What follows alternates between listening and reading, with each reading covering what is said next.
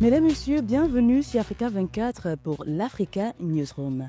Alors que les Camerounais vont se rendre aux urnes pour élire le président le 12 octobre 2025, leur inquiétude reste inchangée face à la place de la femme dans l'économie nationale qui est devenue un enjeu majeur de gouvernance.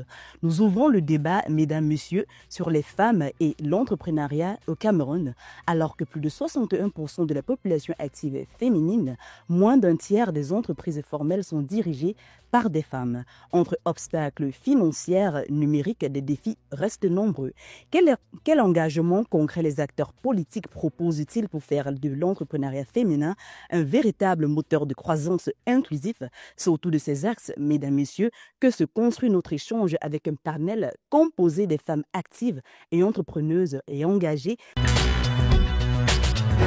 Nous avons Madame Angèle Doumbé, qui est membre de la société civile Servitas Cameroun. Madame Doumbé, bienvenue chez Africa 24. Merci Nana, c'est un plaisir partagé d'être là et j'espère que tout au long de ces quelques minutes que vous allez nous offrir, on pourra donc échanger sur des thèmes qui vont édifier vos auditrices. Et à ma gauche, mesdames, messieurs, nous avons Madame Marlène Owona, qui est directrice générale de Kuba Agency. Merci d'être avec nous. Merci beaucoup de m'avoir avec vous aujourd'hui sur un débat et sur un thème qui est important à nos yeux et qui, je l'espère, apportera quelque chose aux millions de femmes qui iront bientôt aux urnes. Avant d'explorer ce que chacune de ces grandes dames nous réserve, je vous propose d'écouter un reportage signé Narcisse Oum.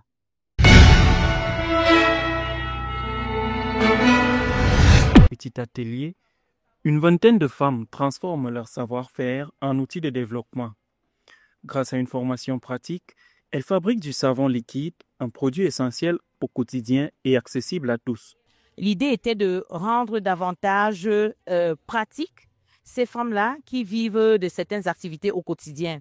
Pour celles qui vivent des activités agro-pastorales, autant que pour celles qui ont les salaires, il est question de les capaciter, de les outiller avec la compétence de fabrication du savon liquide parce qu'on sait que c'est un produit qui est utilisé dans tous les ménages et dans toutes les saisons. Une activité artisanale mais porteuse d'avenir, car au-delà du geste, il s'agit d'une source de revenus réguliers qui améliore le quotidien des familles et renforce l'indépendance financière de ces femmes. De cette formation, j'ai compris que la femme est un acteur primordial de l'économie mondiale, en général camerounaise en particulier, et pourquoi pas de notre localité de résidence. Elle a été vraiment très bien menée d'un bout à l'autre et nous a permis de nous autonomiser et de prendre le pouvoir sur nos revenus. À Bana, la fabrication du savon liquide n'est pas seulement un métier, c'est une histoire de résilience et d'émancipation féminine. Une initiative très appréciée par Martina Scamacca del Murgo, épouse de l'ambassadeur d'Italie au Cameroun. Je suis très, très heureuse d'être ici à Bana, d'avoir vu les femmes qui ont fait ce savon excellent. Et je vous encourage d'aller en avant avec votre projet. Et je suis avec vous et j'espère qu'entre l'Italie et le Cameroun et Bana, il y aura encore une future relation. Une initiative porteuse d'espoir qui montre comment l'autonomisation des femmes peut passer par des solutions locales et solidaires. Mesdames, Messieurs, comme l'indique ce JT, l'État, à travers une initiative porteuse telle que la valorisation du savon liquide artisanal fabriqué à Bana, qui montre comment l'autonomisation des femmes peut passer par des solutions locales et solidaires. Aujourd'hui, environ 31% des entreprises formelles au Cameroun sont dirigées par des femmes, selon le MINUSA. Quelles sont, selon vous, les principales barrières qui empêchent davantage de femmes d'entrer dans l'entrepreneuriat formel, Madame Doumbé? Alors Nana, je pense que comme le reportage l'a dit, je le confirme également, des barrières, il y en a, c'est-à-dire que les femmes sont volontaires pour faire pas mal de choses sur le terrain, mais on a des barrières déjà qui sont administratives et on a des stéréotypes qui sont culturels, hein? La femme qui est au second plan, et puis du coup, pour beaucoup de femmes d'ailleurs, ça les décourage d'aller en avant.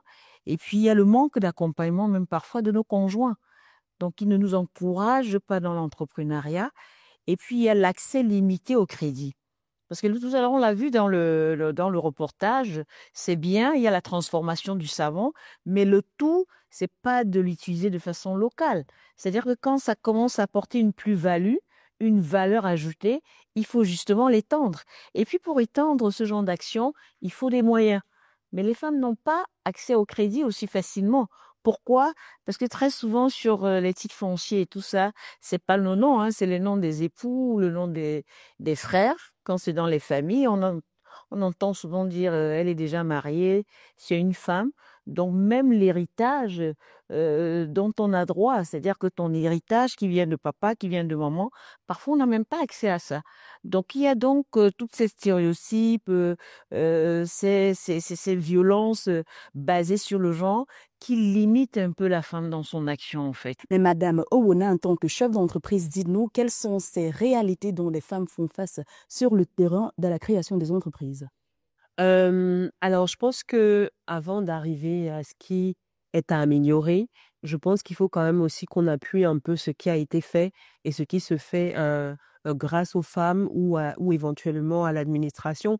Aujourd'hui, il y a la mise en place du guichet unique qui est assez effective et qui permet de formaliser des entreprises et qui formalise aujourd'hui plus d'entreprises. Il y a des actions émises par le MINPESA, par exemple, qui permet aussi de favoriser éventuellement plus les femmes entrepreneurs. Il y a le MINPROF qui travaille à un certain rythme aussi pour permettre l'accès au financement en partenariat avec des banques telles que Access Bank ou avec EcoBank. Maintenant, il faut quand même noter qu'il y a des choses qui ont été faites et qui sont faites. Cependant, nous sommes entièrement d'accord.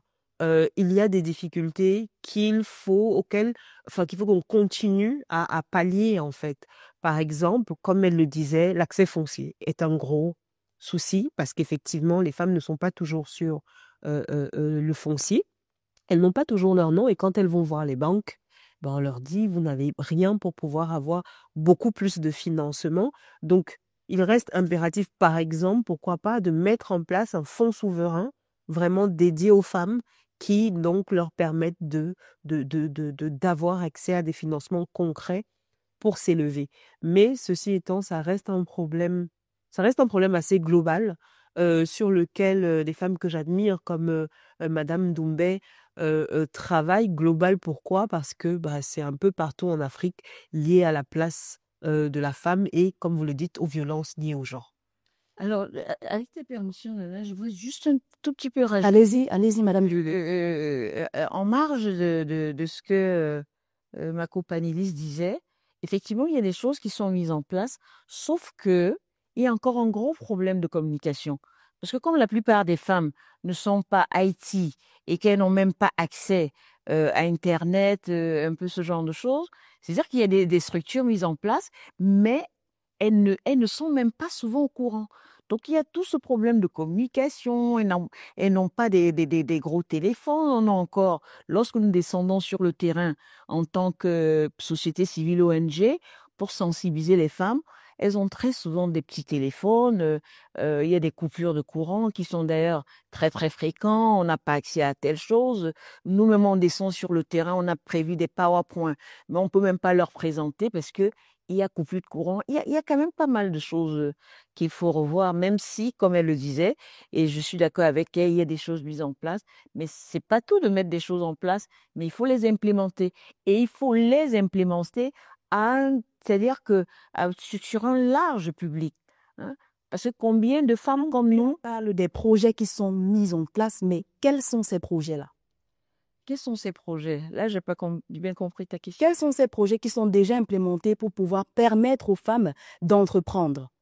Alors, ce qui est fait concrètement, quel projet par exemple? Alors, si on parle, je parle en tant que société civile, les projets, depuis un moment, nous sommes sur un projet qui s'appelle le projet PADGOV. Le projet PADGOV nous permet de travailler déjà avec les communautés, avec les communes, j'allais dire, et nous avons 5 communes pilotes.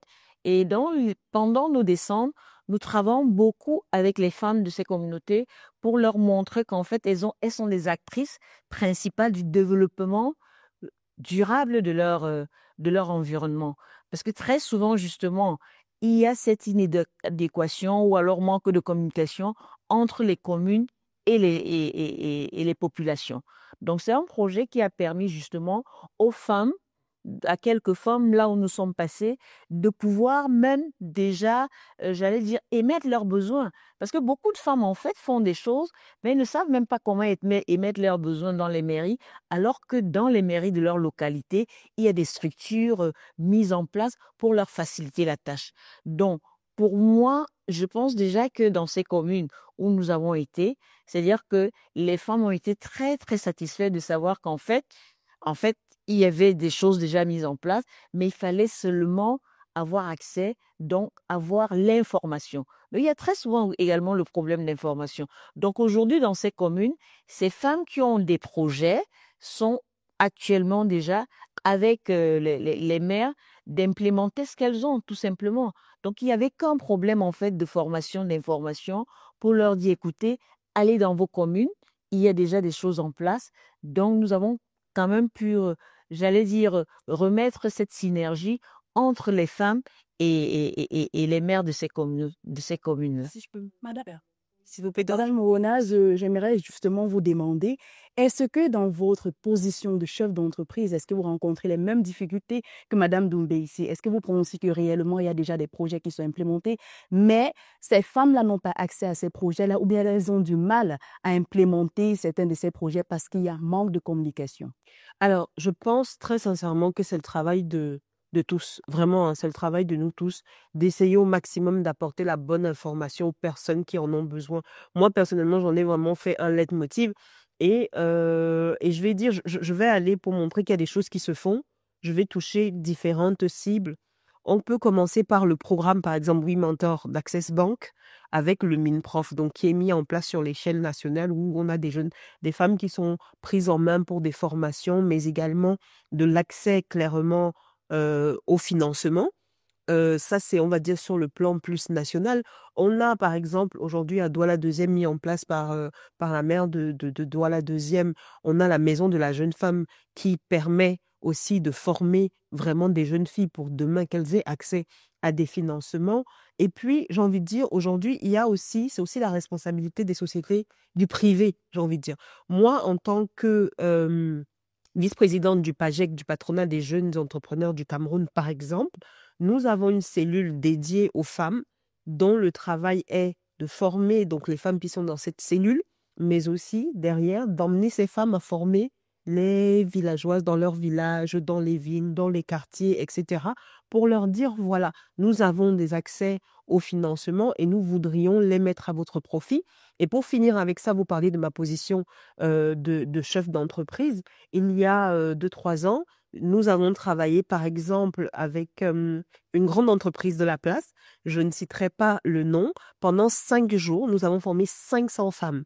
Avec l'appui d'ailleurs de la mairie de Douala 2e, nous avons formé 500 femmes qui avaient des micro-projets, comme elle disait. Il y avait du savon, il y avait vraiment un peu de tout. Est-ce Voilà. que ces femmes-là se font face à des suivis? Est-ce que vous suivez ces femmes-là qui Elles ont été suivies. Et je vais même vous dire, moi, ce qui m'a frappé, il y avait beaucoup de ces femmes qui venaient à pied tous les jours et de loin pour pouvoir bénéficier. Ça veut dire qu'effectivement, il y a des choses, il y a une volonté et derrière, bien sûr, il y a eu un suivi. Il y a des communautés entières qui ont gagné des chèques pour pouvoir se développer et qui, jusqu'aujourd'hui, viennent nous voir pour nous dire, ah, on veut continuer ici, on veut continuer là-bas, et ils sont toujours appuyés.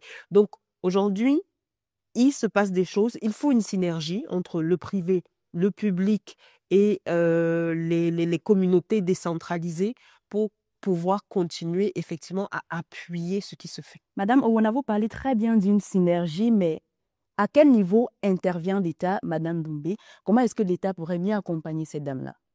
Comment l'État pourrait mieux accompagner ces dames?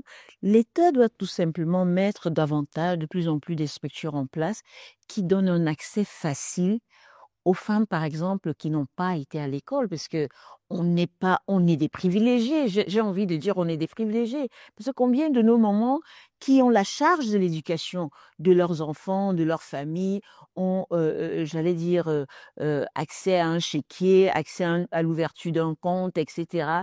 Elles sont pas nombreuses. Donc, je sais qu'il y a des choses qui sont déjà sur le terrain, mais nous, en tant que société civile, nous avons l'impression que c'est pas assez. Parce que combien de femmes il y a? Donc, ma jeune sœur disait tout à l'heure qu'en fait, on a formé 500 femmes. C'est 500 femmes sur combien de femmes dans la localité, dans Douala 5, dans Douala 2. Douala 2 regorge des femmes et des femmes et des femmes et des femmes. Donc, moi, quand je regarde dans le cadre, parce que je vous ai dit que j'étais en même temps responsable de groupe scolaire, je vois des femmes qui arrivent, elles ont passé toute la journée au marché, elles viennent me déverser les pièces, hein, joncher un peu de crevettes dedans, d'arachides, pour pouvoir payer la scolarité de leurs enfants. C'est très, très lourd. Et ces femmes, justement, il faut les accompagner. Parce que les enfants, c'est l'avenir de demain, mais on a souvent l'impression qu'elles sont abandonnées à elles-mêmes. Parce que justement, c'est pas que l'État, mais l'État n'a pas mis assez de structures en place pour pouvoir, en fait, Mais nous allons effectivement revenir sur les projets de l'État et ce que l'État peut faire pour accompagner ces femmes dans l'entrepreneuriat. Mesdames, Messieurs, nous touchons à la première partie de cette édition de l'Africa Newsroom. C'est tout de suite.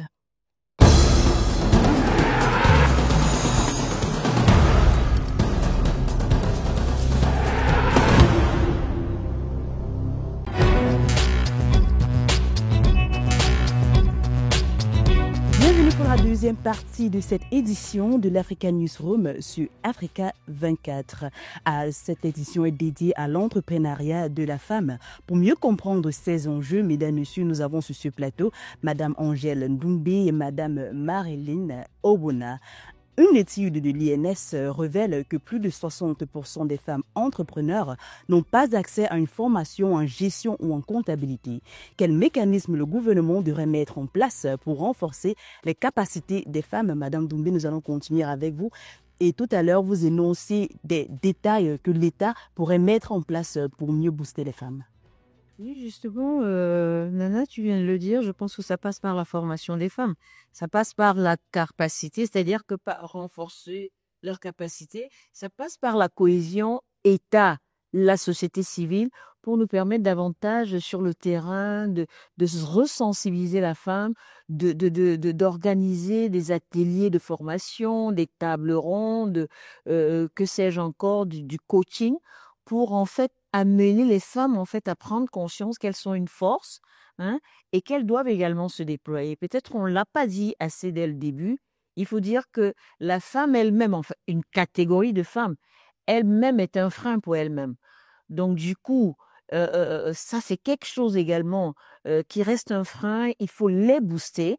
Et les booster justement au travers de ce contact permanent dans les associations, dans les marchés, dans les églises, pour leur montrer en fait qu'elles ont des capacités, elles sont une force économique et qu'il faut qu'elles se lèvent.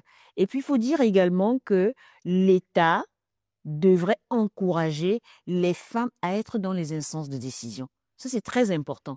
Parce que tant que les femmes ne sont pas dans les instances de décision, justement, les décisions vont se prendre sans elles. Et si les décisions se prennent sans elles, forcément que ces décisions-là ne sont pas en leur faveur. Donc la femme, la jeune femme qui m'écoute devrait savoir qu'elle doit se lever, hein, et puis c'est-à-dire que dans les instants de décision, c'est pour ça que Servitas Cameroun, tous les ans, enfin, non, tous les ans, nous avons là l'accréditation pour observer les présidentielles au Cameroun. On en est là, on est à la veille, et on observe en fait le genre. Dans cette observation, c'est pas pour voir s'il y a tricherie ou pas, non, non, non, non.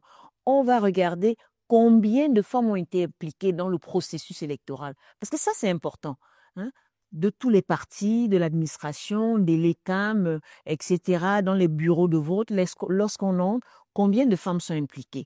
Parce que c'est ça également aussi le travail au quotidien de la société civile et puis notamment de Servitas Cameroun, encourager les femmes, les amener à aller dans les instances et bien évidemment que l'État, je pense que Marilyn l'a dit tout à l'heure, c'est une conjugaison, c'est-à-dire que de toutes les forces vives et que la femme vraiment se lève parce qu'elle a une force et on est les plus nombreuses. Madame Ouna, cette question vous revient. De nombreuses femmes entrepreneurs opèrent dans l'informel. Que proposez-vous pour les inciter à formaliser leur activité dans tout ce qui les protège économiquement et socialement? Alors, il faut aujourd'hui que les femmes comprennent que être dans l'informel ne leur apporte pas grand-chose. Il y a cette célèbre phrase d'un chanteur, Youssoupha, qui disait que si travailler dur rendait riche, alors toutes nos mamans seraient milliardaires. Ce n'est pas le cas parce que entre autres, parce que nombre d'entre elles restent dans l'informel et ainsi ne peuvent pas avoir accès à des outils de développement, ne peuvent pas être enregistrées et donc ne peuvent vraiment pas, j'ai envie de dire, briller, multiplier leurs dons. Donc aujourd'hui, ça passe par la même chose. Information. Informer, mais aussi ce qui se fait déjà dans différents ministères, collecter les données pour pouvoir aller toucher au plus près celles qui ont besoin d'avoir l'information et puis faire passer l'information qu'il y a des facilitations, il y a des facilités, comme je disais tout à l'heure, par exemple, avec le guichet unique. Moi-même, je crée plusieurs entreprises très souvent. Oui, et plus des entreprises, elles voulaient répondre éventuellement très souvent. Maintenant aussi, je vais partir sur quelque chose qui va avoir l'air de ne pas être relié. Il y a beaucoup de phénomènes exogènes. C'est-à-dire qu'il y a beaucoup de phénomènes qui, par effet papillon, touchent l'entrepreneuriat féminin et les difficultés de l'entrepreneuriat féminin. Par exemple, nous nous sommes rendus compte, avec donc la deuxième entreprise que je dirige, que 80% des enfants apprennent quand ils arrivent à l'école, donc notamment une bonne partie des jeunes filles, apprennent en français alors qu'à la maison, on leur parle dans les langues locales. Ça fait que mauvais départ dès le début, abandon de l'école, manque de formation, et puis on va créer une petite entreprise comme ça en passant vite fait.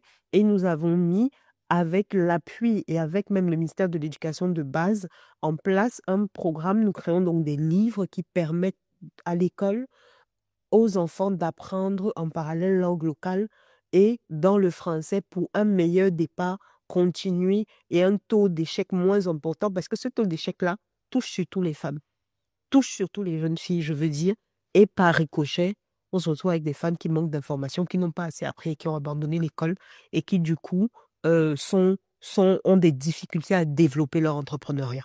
Mais plusieurs femmes, je suppose, préfèrent rester dans l'informel parce qu'ils supposent que si elles devraient partir déclarer ses impôts, si elles devraient aller déclarer le fait qu'elle a une entreprise ou bien sa petite boutique ou bien son petit commerce qu'elle gère au marché, l'État probablement risque d'infliger vraiment un taux de taxe qu'elle n'arriverait pas à supporter, Madame Doumbé. Comment est-ce que l'État véritablement pourrait mieux accompagner les femmes en cassant ces barrières-là? Oui, Nana, je pense qu'avant de répondre à ta question, je voudrais rebondir sur le problème de cette informalisation de leurs activités, que c'est un problème encore plus profond. Plus profond dans quel sens? On a beaucoup de mamans qui n'ont pas d'acte de naissance. Tout part de là. Et si elles n'ont pas d'acte de naissance, elles n'ont pas accès à la CNI. Qu'est-ce qu'on peut faire dans un dossier fiscal si tu n'as même pas le B.A.B.A? C'est la base, Nana. Donc, ça fait que ça pose problème. Ça pose problème. J'ai encore des enfants en 2025 dans les salles de classe. Je parle de 2025. Dans les salles de classe qui n'ont pas d'acte de naissance. À plus forte raison, nos mamans d'une certaine génération, etc. Ça part de là. Un. De deux, maintenant après, même lorsqu'elles ont accès à la CNI et autres, elles ont toutes ces démarches à faire, le dossier fiscal, c'est compliqué, elles ne savent même pas calculer l'assiette de ceci. On leur dit, il y a même parfois des idées reçues, Parfois on leur dit même, parfois même dans j'allais dire dans les textes, peut-être même que les premières années tu ne payes pas, ou alors il y a même l'impôt libératoire, mais elles n'ont pas accès à l'information. Donc, comme elles n'ont pas accès à l'information, bien évidemment, parfois ça part d'une rumeur. Est-ce que vous savez que les taux ont augmenté de 15-20%? Et puis, quels bénéfices elles font dans l'informel? La maman qui reste au bord de la rue, effectivement, pour vendre ses arachides et tout ça, elle a quelle plus-value qui peut être encore taxée par les impôts? Ça, c'est quelque chose de grave. Maintenant, je rejoins donc ta question pour dire qu'en réalité, on devrait pouvoir, Nana, faciliter la tâche à ces mamans en leur enlevant tous ces frais, ces impôts, ces taxes, en fait, qui viennent les décourager. Sachant qu'en fait, ces mamans sont en fait le moteur de notre société. Hein? On a vu les chiffres tout à l'heure. Elles sont nombreuses dans l'informel parce que, problème d'information, problème d'acte de décence, problème de CNI, les démarches qui sont, à leur sens, un peu coûteuses et pompeuses. Donc, du coup, quand tu n'as pas un fils, quand tu n'as pas une connaissance pour te dire, tiens, maman, je te tiens la main pour t'accompagner. Bref, on reste et puis on est dans l'informel. Et elle se contente de l'informel parce que justement, avec ça, elle peut nourrir sa petite famille et elle-même. Je pense que c'est quand même très compliqué. Et les pouvoirs qui nous écoutent, les pouvoirs publics qui nous écoutent, devraient pouvoir, parce que c'est le rôle légalien de l'État aussi, d'accompagner ces mamans. Selon la Banque mondiale, l'intégration massive des femmes dans l'économie camerounaise pourrait augmenter le PIB de 5 à 10%. Comment intégrer cette perspective dans le projet de société du futur président? Madame Ouna. Alors, effectivement, on sait que entre 30 et 40% des entreprises, des PME sont gérées par des femmes et 90% des revenus qu'elles ont sont réinjectés aussi bien dans les communautés que dans la famille. Donc, effectivement, les chiffres sont clairs. Plus il y a de femmes entrepreneurs, plus l'économie va y gagner. Je pense qu'il faut poursuivre. Il faut plusieurs choses. Premièrement, effectivement, facilitation d'accès à l'information. Ce qui se fait déjà doit être appuyé dans la continuité. On dit le savoir, c'est le pouvoir, tout simplement. Donc, plus d'informations pour les femmes, plus de savoir, plus de pouvoir, donc plus nécessairement, plus de revenus et plus de revenus pour l'économie. Ça, c'est le premier point. Le second point est que nous devons avoir un fonds souverain. Donc, les bases sont déjà posées aujourd'hui, comme je disais, avec des programmes avec les banques. Et nous devons, ça doit aller encore plus loin. Je pense que ce qui se fera avec un fonds souverain dédié aux femmes. C'est comme ça, il faut qu'elles aient un accès particulier, non seulement à l'information, mais aussi au financement, et un accès particulier à la fiscalité. C'est-à-dire qu'on doit avoir une fiscalité basée sur le genre. Ça peut paraître, on peut avoir l'impression qu'on se dit, bon, on va faciliter, etc. Mais tout le monde y gagne. Tout le monde y gagnerait nécessairement parce que ce sera beaucoup plus simple et ce sera beaucoup plus porteur. Donc, en résumé, fonds souverain, fiscalité basée sur le genre, facilité d'accès à l'information et à la réalité, comme je dis, appui et continuité de ce qui se fait déjà, mais qui doit vraiment être fortement amplifié.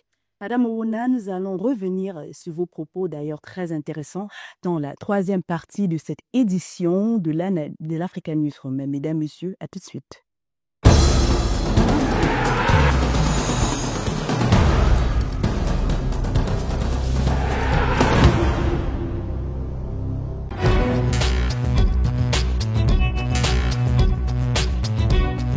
Retour sur ce plateau d'Africa Newsroom, notre thématique reste centrée sur la femme et l'entrepreneuriat. Nous sommes accompagnés de Madame Doumbé et Madame Marlène Ouna. À quelques semaines du scrutin présidentiel, les enjeux sont clairs. Ici, la femme pour mieux atteindre ses capacités en entrepreneuriat. Mesdames, Messieurs, avant de continuer nos échanges avec ces dames, bien sûr, je vous propose un autre reportage signé Marie-Raphaël Antolo. À l'issue de son lancement le 1er juillet 2025 à Yaoundé au Cameroun, le programme Rise Up Women, initiative de l'association large d'Elijah, en partenariat avec le groupe Média Africa 24 et plusieurs institutions et experts locaux et internationaux, a permis durant tout un mois à 100 jeunes femmes de bénéficier de formations en communication, gestion, finance, entrepreneuriat, ainsi qu'en industrie culturelle et créative. Lors de la grande finale du concours Rise Up Challenge porté par le programme Rise Up Women, tenu le 26 juillet sur plus de 50 projets reçus, 15 finalistes ont été présélectionnés et ont présenté leurs projets devant un jury composé de 8 professionnels, mentors et partenaires. Cette cérémonie de clôture encore est un véritable témoignage de ce que ce programme dans lequel nous nous sommes embarqués est vraiment un programme divin. Je vais vous dire, ça fait 4 ans que je travaille avec les jeunes femmes. Et je vais vous dire que la pire des vulnérabilités n'est pas économique. Et ça, je pense que des fois, on l'oublie. L'argent, ça ne fait pas le bonheur. Objectif du challenge, encourager l'entrepreneuriat féminin en offrant une expérience réelle de pitch, de visibilité, d'encadrement, mais aussi un accompagnement financier et en mentorat. La cérémonie de clôture tenue le 31 juillet 2025, en parfaite résonance avec la Journée internationale de la femme africaine, symbolise ainsi la fin d'un cycle d'intensité d'apprentissage et de transformation, notamment avec la récompense des 6 lauréats dont 5 choisis par le jury et un prix coup de cœur du public. Ma motivation, c'est déjà parce que je suis une femme qui a vécu des périodes très difficiles, des challenges, et je suis sentie à un moment donné d'avoir perdu la confiance en moi. J'ai tout abandonné sur le plan professionnel, même sur le plan entrepreneurial, parce que j'ai entrepris et puis je n'ai pas suivi mon investissement et je me suis retrouvée à ne plus croire en moi en fait. Et Rise of Women est venu. Pour les promoteurs, cette première édition du programme Rise Up Women marque le début d'un réseau puissant de jeunes femmes outillées à l'entrepreneuriat, à la promotion du leadership féminin inclusif, à la réduction des inégalités de genre où seulement 21,6% des femmes ont reçu un enseignement adapté contre 28,6% des hommes au Cameroun, selon le dernier rapport du Bureau national de la statistique. Par ailleurs, le partenariat avec le groupe Média Africa 24 témoigne de l'engagement du média en faveur du leadership féminin, de la promotion des jeunes talents et de l'innovation portée par les femmes africaines. Mesdames, Messieurs, nous comprenons par ce compte rendu que le secteur privé a aussi un objectif, c'est-à-dire d'encourager l'entrepreneuriat féminin en offrant une expérience réelle de pitch, de visibilité, d'encadrement et bien sûr un accompagnement financier. Par exemple, en 2023, seulement 22% des femmes entrepreneurs ont eu accès à un financement ou un crédit bancaire selon les études du GICAM. Que proposeriez-vous pour faciliter l'accès de financement pour les femmes? Nous en parlions tout à l'heure, Madame Doumbé. Alors, que proposons-nous pour le financement de l'entrepreneuriat des femmes? Je pense que ma co-panéliste a parlé de ça tout à l'heure, c'est-à-dire que c'est de mettre des fonds, comment tu l'as appelé déjà? Un fonds souverain où les femmes ont accès, c'est-à-dire qu'à moindre coût, non seulement à moindre coût, mais avec très peu de papiers qu'on leur demande par-ci, par-là, que ce soit bien encadré. Et puis, on a vu les initiatives du secteur privé qui sont des initiatives louables. C'est-à-dire que la formation également aussi, c'est quelque chose de bien parce que plus les femmes sont formées, plus elles ont accès à l'information. Hein, elles ont accès à l'information, donc peuvent davantage aspirer à des choses plus, j'allais dire, plus valeureuses. Donc là, il y a ça. Et puis, il y a également la société civile qui vient appuyer également par les formations, des fonds, quand elles en ont aussi, parce que plus elles sont sensibilisées, les femmes, plus elles ont l'information, comme je disais tantôt, c'est-à-dire qu'elles peuvent davantage se déployer. Maintenant également, il faut dire que on a tout un problème dans ce processus, les femmes ont tout un problème dans ce processus, c'est le harcèlement. Et beaucoup sont justement découragés parce que on ne peut pas, même lorsqu'on a tout ce qu'il faut, des documents qu'il faut pour avoir accès à des fonds, il faut encore, j'allais dire, être harcelé, l'harcèlement sexuel, il faut se retrouver, on te glisse une carte de visite dans ton dossier, on te glisse une carte de, j'allais dire, retrouvons-nous à tel endroit pour te donner un marché ou alors pour te donner un fonds. Et ça également, ce sont des pratiques qui découragent beaucoup de femmes. C'est des pratiques qui découragent beaucoup de femmes parce que beaucoup de femmes également qui sont fières d'être femmes et dignes d'être femmes, elles sont pas prêtes à céder. Et pour celles qui cèdent, elles se retrouvent et parfois sur le marché également, c'est des maladies, c'est des divorces, c'est pas mal de choses. Donc là encore, je résume pour dire que il y a tout le processus des violences basées sur le genre, hein. Donc le harcèlement, les violences, etc., qui font qu'en fait, beaucoup de femmes sont découragées, beaucoup de femmes jettent l'éponge, parce que déjà, même nos époux ne nous accompagnent pas très souvent dans C'est-à-dire, ils ne nous encouragent pas très souvent à aller prendre ses crédits ou alors, parce qu'on a l'impression qu'une fois que la femme est autonome, elle va être la première dans le foyer. Donc, c'est quand même assez compliqué pour la femme. Problème très, très crucial et fondamental que vous relevez là. Madame Ouna, dites-nous, vous, qui est aussi femme entrepreneuse en tant que chef d'entreprise, à même titre que Madame Doumbé, est-ce que vous confirmez ces propos-là? Est-ce que dans votre parcours de chef d'entreprise, vous avez vu vos colères ou encore vous-même faire face à ces problèmes? Bien sûr, que ce soit mes employés femmes ou que ce soit moi-même, quasiment au quotidien. Aujourd'hui, beaucoup moins que lorsque j'étais plus jeune, car j'ai commencé il y a presque 15 ans à entreprendre. Mais oui, au quotidien, assurément, il y a du harcèlement. Ça passe de petites choses dont on pourrait dire manque d'éducation des hommes à des choses quand même plus importantes. On a clairement des gens qui vont vous dire « Ah, pour ce marché, s'il te plaît, je suis fatiguée, retrouve-moi à l'hôtel. Comme ça, on va signer là-bas. » C'est beaucoup plus simple. Ça arrive plus souvent, bien plus souvent qu'on ne le pense. Et effectivement, ça peut décourager pas mal de femmes ou alors tout simplement faire en sorte qu'elles cèdent. Et puis, ça devient le serpent qui se mord la queue. Parce qu'une fois qu'on cède une fois, on cède 2 fois, on cède 3 fois. Et puis, on devient éventuellement sujette à des possibilités de chantage. Donc, il y a aussi quand même, et pour moi, ça rentre toujours dans l'éducation. Il y a toujours une éducation à faire pour les femmes, mais aussi du coup, parce que ça m'amène à quelque chose d'important.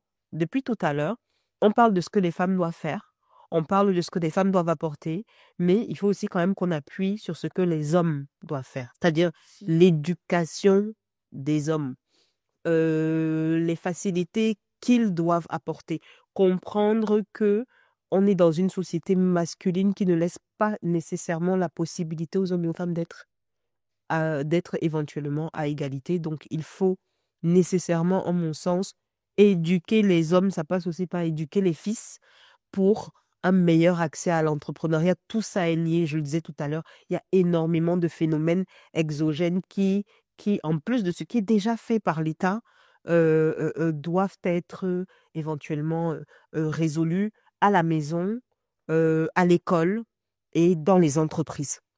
Je voudrais emboîter le pas parce qu'il y a une bonne initiative qui a été prise par ONU Femmes pour essayer justement, ça s'appelle le E4She. Je ne sais pas si vous avez entendu parler. E4She.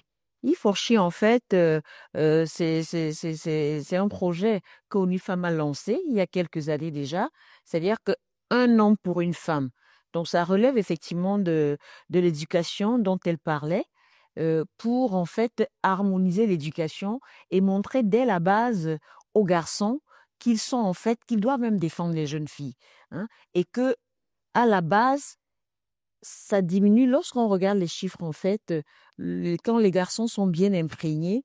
Aujourd'hui, nous avons des ambassadeurs sur le terrain, garçons des E4She, on les appelle des E4She. En fait, c'est eux qui sont les ambassadeurs de ce projet. Et ça va de bouche à oreille et ça amène moins de violence, justement basée sur le genre. Voilà.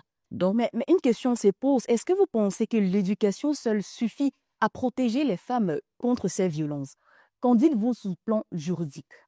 l'éducation ne suffit pas, ça c'est vrai, mais c'est déjà la base. Donc, tout le monde doit être impliqué, ses mamans, éduquer son garçon et la fille en harmonisant, parce que très souvent chez nous, on éduque les garçons tels que il rentre le soir, il a son journal en main, pendant que la jeune fille est à la cuisine. Donc, l'harmonisation déjà de l'éducation dès la base, la maman est impliquée. Maintenant, sur le plan juridique, il faut dire que dans le cadre juridique, il y a par exemple le cadre de Maputo, hein, il y a qui cadre très très bien justement les violences basées sur la femme et tout, mais très souvent c'est l'implémentation qui fait problème, hein. Il y a pas mal de cadres juridiques qui effectivement essayent de recadrer et puis essayent de défendre la jeune dame. Sauf qu'en fait, ce n'est pas assez vulgarisé.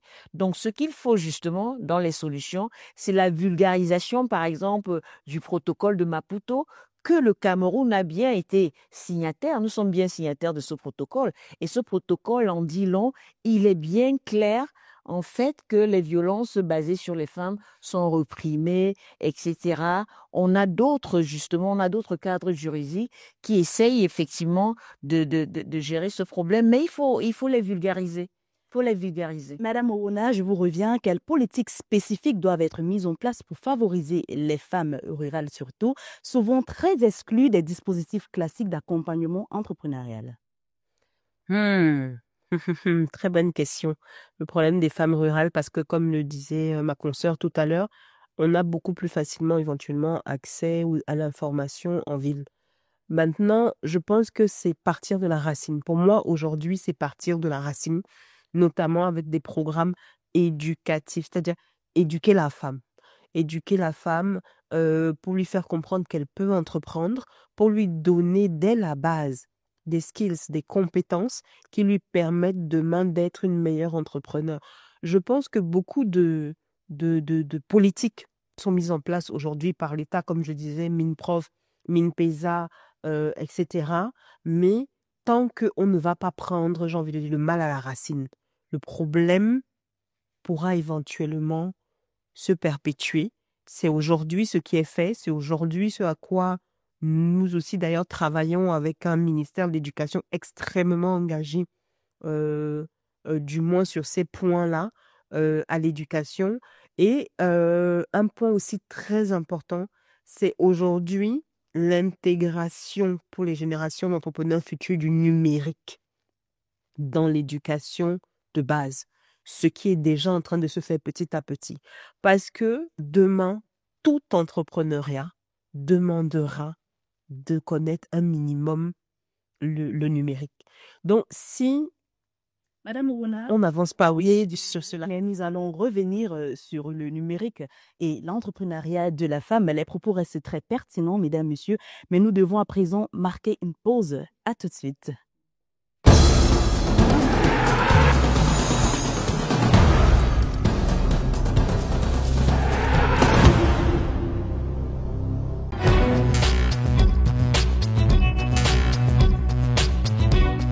Que le Cameroun vise l'émergence d'ici 2035, l'élection présidentielle 12 octobre 2025 sera décisive avec pour acteurs majeurs les femmes qui au quotidien mettent un combat pour investir. Pour décrypter ce fait, mesdames, messieurs, sur ce plateau, nous avons un panel composé de Madame Ndoumbe et Madame Owona. Quel rôle les collectivités locales ou les communautés traditionnelles peuvent-elles jouer pour encourager l'entrepreneuriat féminin? Madame Owona. Quel rôle les collectivités locales et les autorités traditionnelles? Alors, je vais commencer par les autorités traditionnelles, vu que je m'y connais un tout petit peu étant dans une chefferie. Aujourd'hui, les femmes qui sont dans les chefferies doivent s'organiser avec l'aide des autorités traditionnelles pour avoir les GIC, les GIE. GIE, parce qu'il y a beaucoup de petites initiatives, on l'a vu par exemple, comme l'initiative du savon dans le reportage qu'on a montré un peu plus tôt. Elles se sont organisées toutes ensemble et du coup, elles ont pu être touchées aussi bien par l'État que par des ONG, que par des officiels. On l'a vu avec la femme de l'ambassadeur d'Italie. Donc les autorités administratives, mais aussi les chefferies, etc., qui savent qui sont leurs sujets, j'ai envie de dire, excusez-moi pour l'expression, mais qui savent qui sont leurs sujets, doivent vraiment veiller à les regrouper. Regrouper pour qu'elles n'aillent pas dans l'entrepreneuriat solo, qu'elles soient ensemble, qu'elles bénéficient de formation et d'information. Parce que en étant ensemble, si on va s'appuyer sur les chefs de chaque localité, par derrière, on peut toucher les femmes qui sont dans le village. Si on touche les femmes qui sont dans le village, on touche de grands amas de population et on a des chiffres qui le plus rapidement possible évoluent. Maintenant, aujourd'hui, on a les collectivités locales décentralisées. Donc, on s'est lancé aujourd'hui dans la décentralisation qui est de plus en plus effective. Et les maires, aujourd'hui, doivent aussi travailler vraiment, aussi bien avec les autorités, les chefferies, etc. Ils doivent travailler main dans la main pour toucher les populations. Aujourd'hui, on doit presque aller au cas par cas, via les GIC et les GIE. Donc, vraiment continuer à pousser cela pour pouvoir développer l'entrepreneuriat féminin. Madame Doumbé, nous parlons de communautés traditionnelles aujourd'hui. Certaines traditions obligent la femme à rester à la maison, à être restreinte, à ne pas être celle-là qui sort chercher du pain pour la maison. Comment percevez-vous cette façon de fonctionner de certaines traditions? J'allais dire, c'est ringard, c'est violent. C'est encore j'allais dire, des violences basées sur le genre qu'on devrait punir parce que la femme, en fait, qui garde les enfants au quotidien, qui, en fait, j'allais dire, la personne centrale sur qui se repose l'éducation des enfants, se veut d'être autonome. Ça fait l'autonomisation de la femme, en fait, ne voudrait pas dire le manque de respect pour son mari. Non. Ça, les femmes devraient également aussi comprendre ça. Et je pense que c'est la crainte des hommes. Elle est autonome. Si elle est autonome, alors je perds mon autorité. Je pense que c'est une mauvaise interprétation. Non, la femme autonome qui a compris l'importance de l'autonomisation vient soutenir son époux. Elle est une aide et une aide efficace. J'ai un exemple qui me revient toujours. J'ai un parent d'élève à l'établissement qui a 5 enfants et parce qu'il meurt, et que la femme ne faisait rien, qu'elle était au foyer, effectivement, les enfants n'ont plus été scolarisés. J'ai été obligée de regarder sur le terrain des ONG pour me prendre quelques enfants. Ça veut dire que s'ils avaient compris en amont qu'effectivement, la femme pouvait faire quelque chose au décès du mari, on ne sait pas qui va en premier. On ne connaît ni l'heure ni le jour. Donc là, c'est le monsieur qui était allé en premier. Du coup, c'était l'avenir des enfants qui était plombé. Non, ça, c'est des choses, en fait, pour ceux qui nous écoutent et qui pensent encore que la femme doit rester dans la maison, à ne rien faire. Ben, le jour où elle est face à l'avenir, le jour où elle est face à ses problèmes, à ses défis, avec tes propres enfants, toi qui empêches cela, comment tu fais? Ça aussi, ça relève de l'égoïsme. On dit quoi, un égoïsme masculin? Il faut pas l'être. Il faut penser à l'avenir. Hein? Elle vous parlait justement tout à l'heure de l'avenir. Il faut toujours se projeter. Mais si aujourd'hui je ne suis plus là, que devient ma famille? Si ma femme n'est pas autonome, si elle n'a pas une formation, si je ne l'ai pas accompagnée à faire quelque chose de valeureuse, c'est très important. Il faut y réfléchir. Or, on a des familles et des familles dans nos quartiers, dans nos villages, qui, après le décès de papa, allez, c'est la débandade. Et qu'est-ce que nous créons? Nous créons des futurs bandits, nous créons des futurs... On a le phénomène des microbes. Les microbes ne sont pas descendus du ciel. Les microbes, c'est des enfants qui viennent des familles. Les enfants de la rue, c'est des enfants qui viennent des familles. Et parfois également, c'est dans l'incompréhension de ce genre de choses, les violences basées.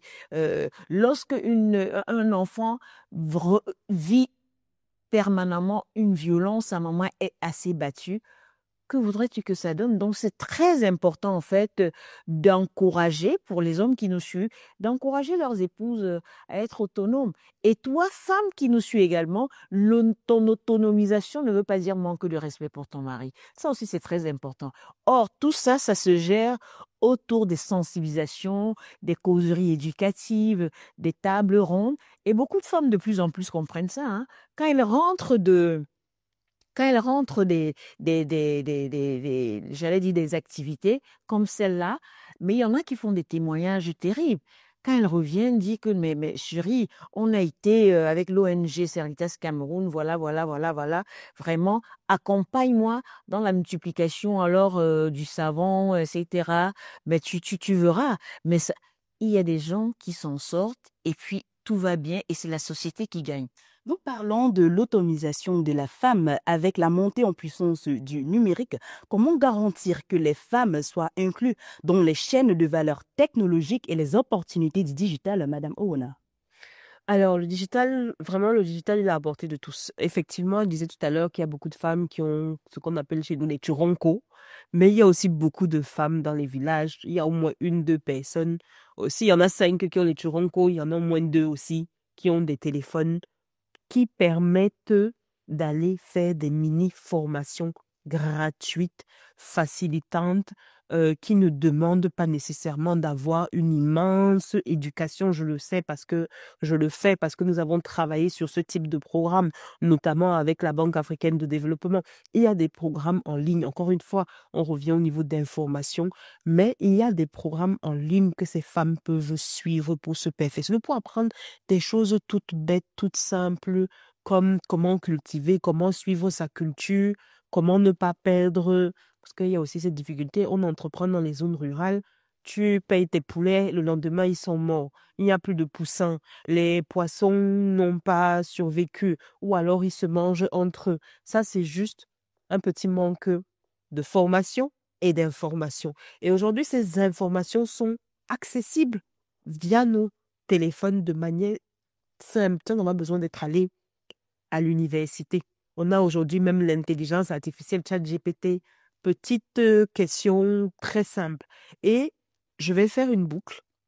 Je vais faire une boucle avec ce qu'on disait tout à l'heure. Vous avez posé une question que j'ai trouvée très intéressante sur les autorités traditionnelles. Aujourd'hui, les chefferies sont organisées avec des espèces de parlements, mais les chefs ont aussi leurs femmes.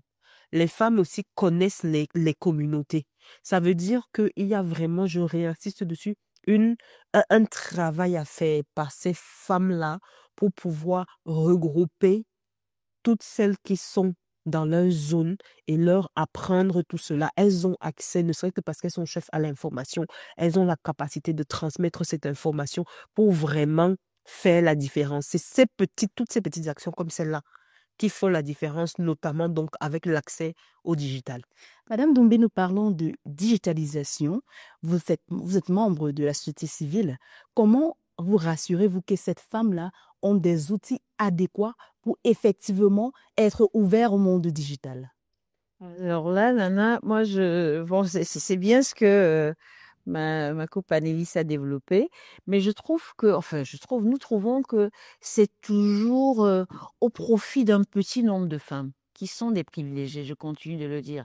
Parce que dans nos villages, pas seulement dans nos villages, nous avons Eneo, pour ceux qui nous écoutent en Afrique, c'est Eneo qui nous produit l'énergie électrique. Toutes ces coupures d'ailleurs, si en ville déjà, nous nous plaignons de ces coupures, combien de fois ces mamans qui sont dans les villages, elles n'ont pas accès facilement à l'électricité. Donc du coup, même lorsqu'elles ont des téléphones, il n'y a pas le réseau, il n'y a pas ceci, il n'y a pas cela.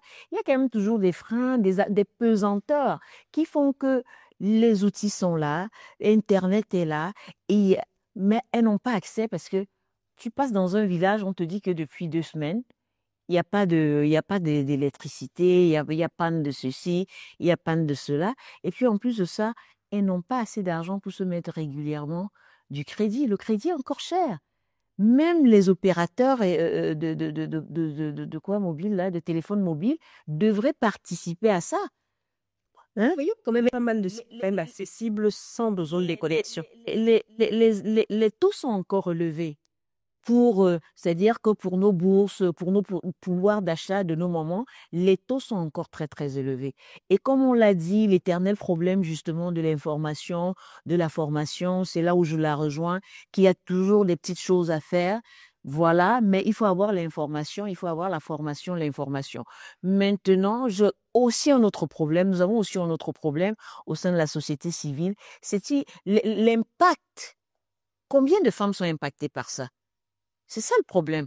Parce qu'on sait que nous sommes les plus nombreuses, mais combien de femmes sont impactées par ces informations, par ces outils qui sont mis à leur disposition, par des structures que l'État a créées, le MIMPROF, etc. Et parfois même, on leur dit, il y a une réunion de formation chez la MIMPROF, elle n'a même pas les frais de taxi pour s'y rendre.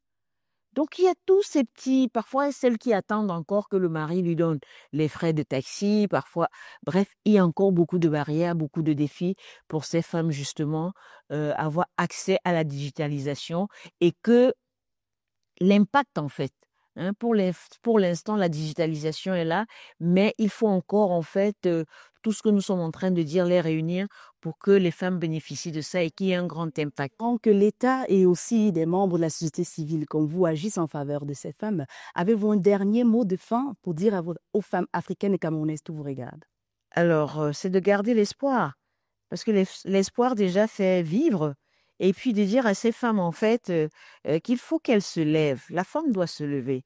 Parce que la femme a un pouvoir de décision qui est d'ailleurs son vote. Hein. La femme a un pouvoir de décision si elle accepte ou elle a le courage d'aller dans les instances de décision. Et les instances de décision, c'est pas en regardant les séries toute la journée et c'est pas en tchatchant dans les salons de coiffure. Non, c'est de chercher la formation et l'information. Qu'en pensez-vous, Madame Rounin, dernier mot de fin pour les femmes qui vous regardent? Ne soyons pas attentistes. Ne soyons pas attentistes en tant que femmes. Rien ne nous sera donné aisément et facilement.